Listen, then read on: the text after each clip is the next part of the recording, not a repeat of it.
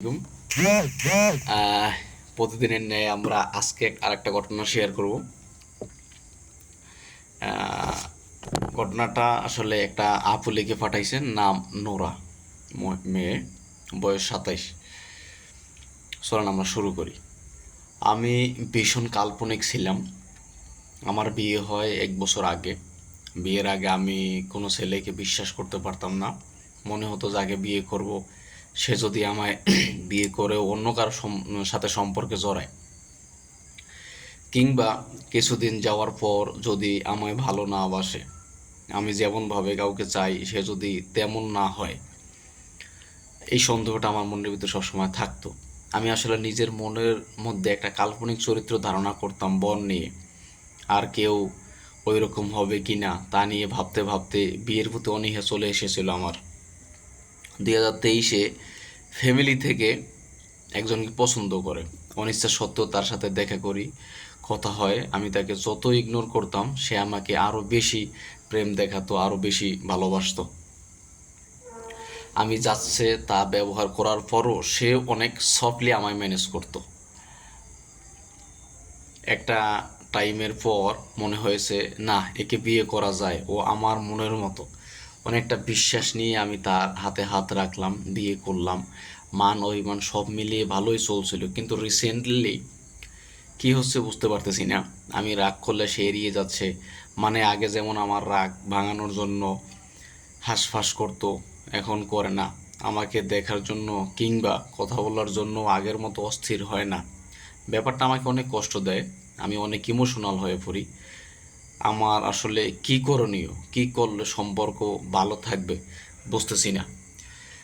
আচ্ছা আপু, এখানে আসলে পরামর্শ হইল যে আপনি জানতে চাচ্ছেন যে আসলে আপনি কি করণীয় কি।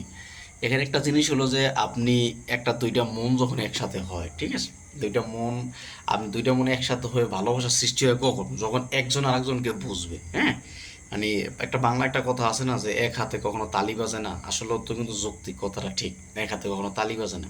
এখন আপনি আগে একটা ধারণা নিয়ে বসে আছেন, মানুষ হাজার হাজার লক্ষ লক্ষ কোটি কোটি মানুষ এরা সংসার করতেছে, এরা একে অপরকে ভালোবাসতেছে, একে অপরের সাথে উঠা বসা করতেছে, দুইজনের মন মাইন্ড দিয়ে এরা একটা ফ্যামিলি সুন্দরভাবে মানে সাজিয়ে নিতেছে। আপনি বিয়ের আগে একটা চিন্তা ভাবনা করছিলেন যে আসলে ছেলেদের প্রতি আপনার একটা যে ভুল ধারণা এটা আপনার মধ্যে ছিল, এটা শয়তানি ধারণা আর কি। তো এখন আপনি ওই যে বিয়ের আগে হয়তো ছেলেটাও হয়তো এরকম আপনার প্রতি অতিরিক্ত ভালোবাসা দেখাইছে, ওই যার কারণে আপনি হয়তো ভাবছেন যে আসলে সে আমার মনের মতো।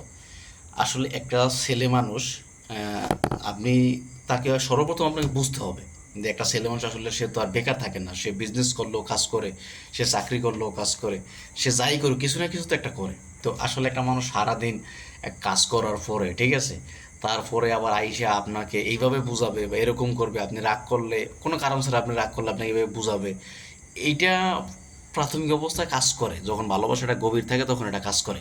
কিন্তু একটা সময় দেখা যায় আপনাকে প্রতিনিয়ত যদি আপনি তার সাথে এইভাবে বিহেভটা করেন বা এইভাবে তার সাথে থাকেন, হ্যাঁ, সে আপনাকে প্রতিনিয়ত করবে না। এখন আপনার সাথে এই আগের মতো ভালোবাসা দেখাচ্ছে না, মানে কি, মানে কি আপনার প্রতি ভালোবাসা কমে গেছে, কমে নেয়। আপনার প্রতি সে বিরক্ত হয়ে যাচ্ছে যে আপনি আসলে তার প্রতি একটা সম্মান রাখতেছেন না, বা আপনি দেখা যায় তার কথায় বা কোনো কারণে অকারণে রাগ দেখাচ্ছেন, আপনি ভাবতেছেন যে না, সে আবার আপনাকে সোনামণি বলে বোঝাবে। এটা আসলে একটা সময় থাকে না। এটা আপনি দেখা যতই আপনি ভালোবাসা থাকুক না কেন, আপনি যখন একটা মানুষকে ইগনোর করতে চাইবেন, সে আপনার হাজবেন্ড, আপনি তাকে কেন এখন ইগনোর করবেন? আপনি সে যদি ভুল করে আপনি আরও সুন্দর করে বুঝাবেন, সে যদি রাগ করে আপনি তার রাগ ভাঙাবেন। শুধু ছেলেই কি সবসময় আপনার রাগ ভাঙাবেন? না, আপনি যদি এরকম মনস্থির নিয়ে থাকেন, আপনি আপনার লাইফে আপনি কখনো সুখ পাবেন না।